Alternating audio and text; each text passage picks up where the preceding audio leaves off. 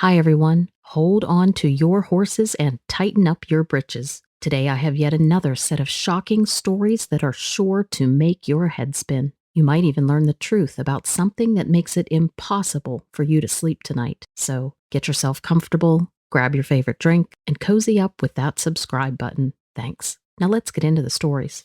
Sierra Nevada Mountains, California, 2022. It was the summer of 22, and I'm up in the Sierra Nevada mountains in California, a place that I'd been looking forward to hiking for like forever. I had driven in from Colorado, and this was it for me, a hike of a lifetime. I had prepared all my gear the previous night, double-checking everything: water, food, tent, map, the whole shebang. I was just itching to get out there and explore. So there I am, bright and early, ready to hit the trail. The sun's peeking up over the horizon, and it's just so serene. Anyway, a few hours into the hike, I stop to refuel, take a bit of a breather. I find this little nook near a stream, and I tell you, it's the perfect spot. Birds chirping, water gurgling. So I'm settling down to eat, and I hear this sound. At first, I think it's probably a squirrel or something. They're pretty common around here. I had already seen a ton of them. But then the sound gets louder and heavier. Suddenly I'm on alert. I'm no stranger to wildlife, and I instantly knew that this was different. I can just feel it in my gut. So I decide to move towards it and check it out. I tread lightly, trying to figure out the source of the sound, and then I see it. This creature. Now, it's not a bear, not a mountain lion, not anything that you would expect to see in the mountains out here. It was something different. This creature stood on its hind legs like a human, but was much, much taller. The body was covered in these scales, like a lizard's, but these were larger, almost like armor plating. It was also a dark green color, almost black in some places, and its limbs were muscular but lean, like a runner's, but way more powerful. And then the head was the most, let's say, striking part. It had these slanted, almond-shaped eyes that glowed this eerie yellow. It didn't have a snout or anything, more like a flat face. But there were these slits where a nose should be. And the mouth was filled with these sharp, jagged teeth, but they weren't like predator's teeth, more like rows of serrated knives, if that makes sense. Now, I didn't see any wings or anything, but it had a long tail, almost as long as the body, and that used the tail for balance, I think, kind of how a kangaroo does. The hands, or claws, I guess, they were different too. It had 4 fingers, but they were long and ended in these sharp, curved claws. But the thing I remember the most, the thing that really sticks with me, is the way that the thing moved. It was so smooth, like water flowing over rocks, almost graceful. Now you're probably thinking I'm pulling your leg or messing with you, but I swear this is exactly what I saw. So I just spotted this reptilian creature, right? This is some next level, out of this world kind of thing, I'm telling you. But I had a good 5 minutes or so to just stare at the thing. So I'm there staring at this beast, and it's standing there at the edge of the clearing just observing me, like it's trying to figure me out. But here's the weird thing. The creature did not seem hostile. I mean, it was freaky as hell, sure, but it wasn't making any moves to attack or anything. So I take a step back real slow. I don't want to provoke it, but instead of coming at me, it just kind of, well, it mirrored me. As I moved, so did it, in the exact same way. It was like we were doing some weird kind of a dance. I know it sounds nuts, but it was as if the creature was just as curious about me as I was about it. We stood there for what felt like hours, but I'm sure it was just a few minutes. And at one point I could swear it made a sound like a low hum or something. I couldn't make much of it, but it didn't seem threatening. And then just as suddenly as it appeared, it turned and disappeared. Just like that. I tell you, I was in shock. I mean, what was that? What did I just witness? So now at this point, there I was, alone in the clearing with my heart pounding like a drum. I'm just standing there thinking, did this really just happen? So after a few minutes of just standing there, trying to process everything, I decide to follow where the creature went. I couldn't just let it go, and I had to know more. Wouldn't you? So as I moved closer to where it disappeared, I noticed these huge tracks on the ground. Not anything I had ever seen in any guidebook. And in the air, it felt different too, almost electric. It felt charged, and there was this energy around that I just can't explain. I pushed through the undergrowth following the tracks. It felt like I was in some kind of a dream or a movie.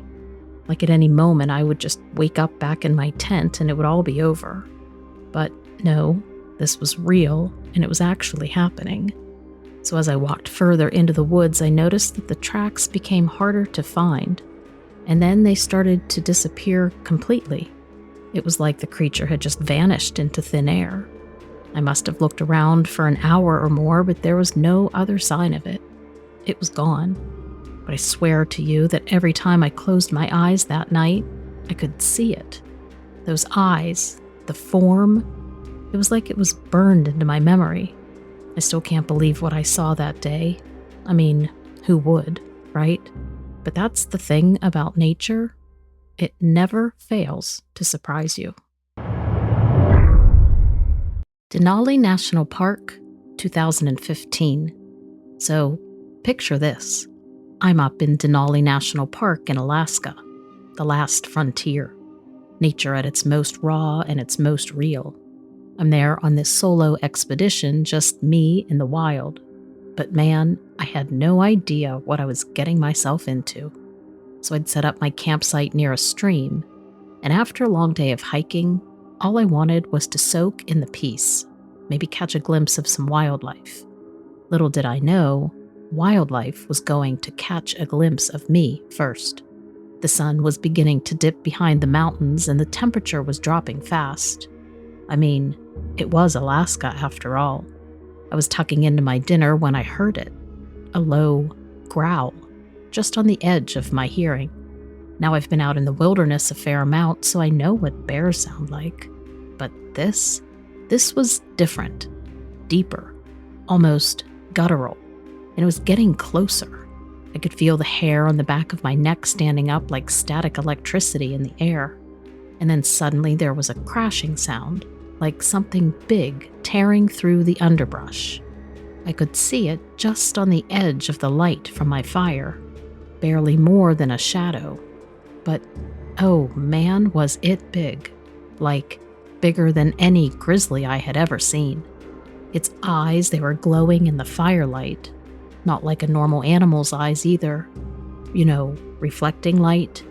No, these were bright, almost like they were producing their own light. And they were locked onto me. At this point, I was so scared I could barely move. I mean, what was I going to do? I was in the middle of nowhere. Night was falling, and there was this thing just beyond the light of my fire. I couldn't take my eyes off of it. It was like I was frozen in place. But then the thing moved and stepped into the light, and I could finally see it. Man, I wish I hadn't. It was like nothing I had ever seen before. Bigger than a bear, standing on its hind legs like a human. But the face was all wrong. It was canine, like a wolf, but wrong, twisted. So there I was, facing down this thing. I mean, it was like something out of a horror movie. And the eyes, the glowing eyes, they're burnt into my mind even now. It was just staring at me, not making a sound, with its breath misting into the cold air.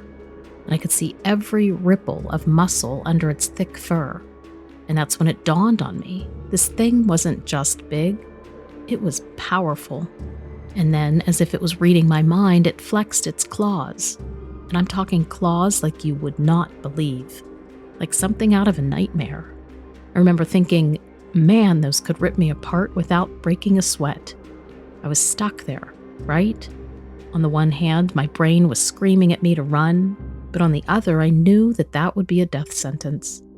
You don't turn your back on a predator, not unless you want to become dinner.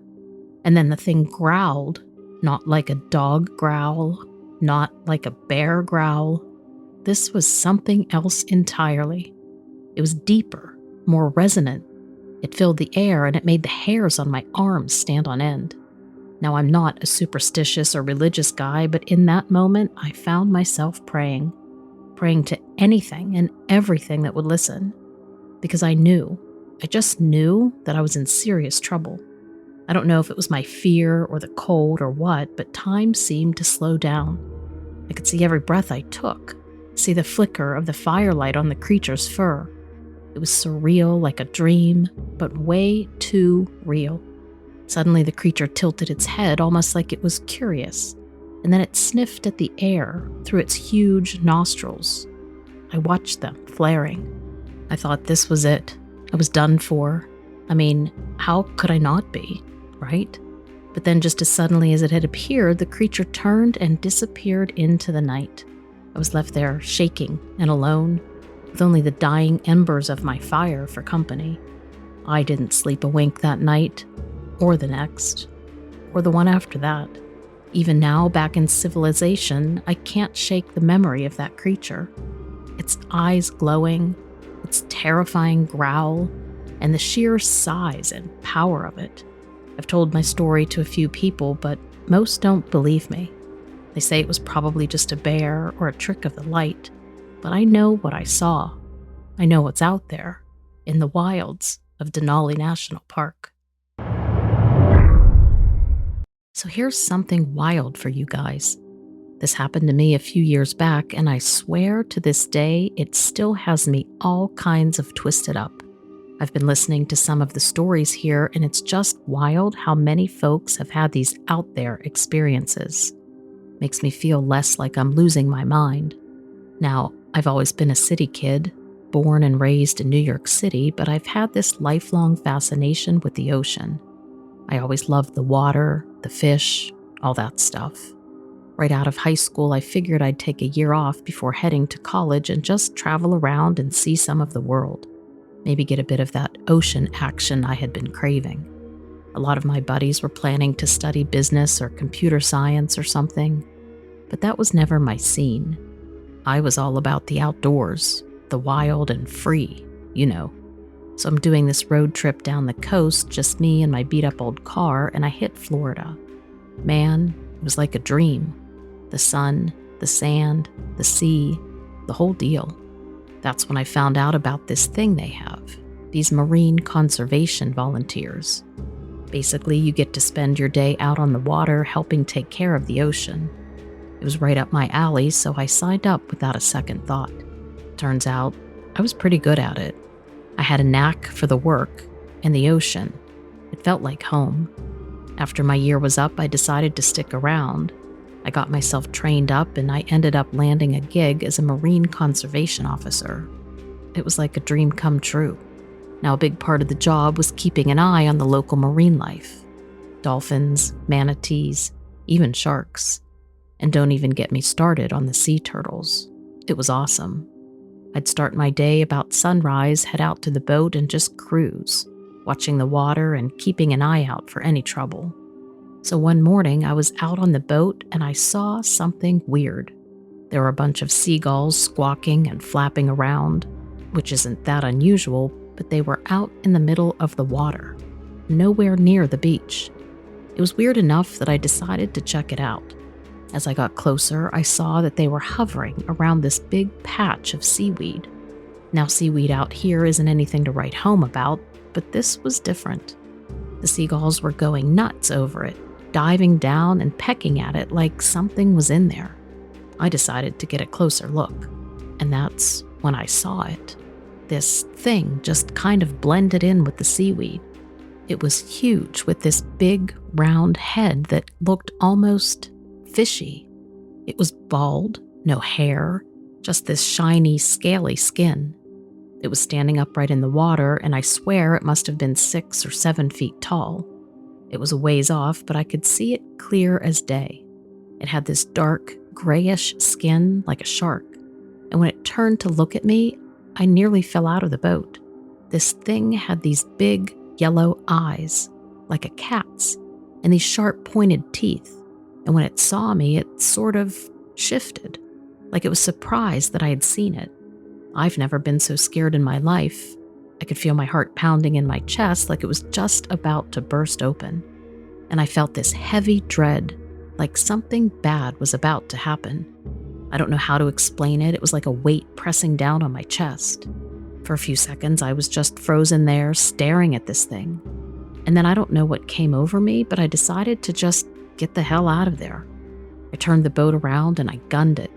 I did look back once, and I saw it. It was moving away, diving under the water faster than any animal I've ever seen. I did end up calling it in, and a couple other officers showed up. They wanted to go out and check it out, but by then, the thing was long gone. They didn't even believe me, of course. Tried to tell me it was just a manatee or a big shark or something. But I know what I saw. Man, just thinking about it still gives me the creeps. I have no idea what that thing was, or what it was doing out there. All I know is it was no ordinary creature. I still work out on the water, but let me tell you, I have never looked at the ocean the same way again.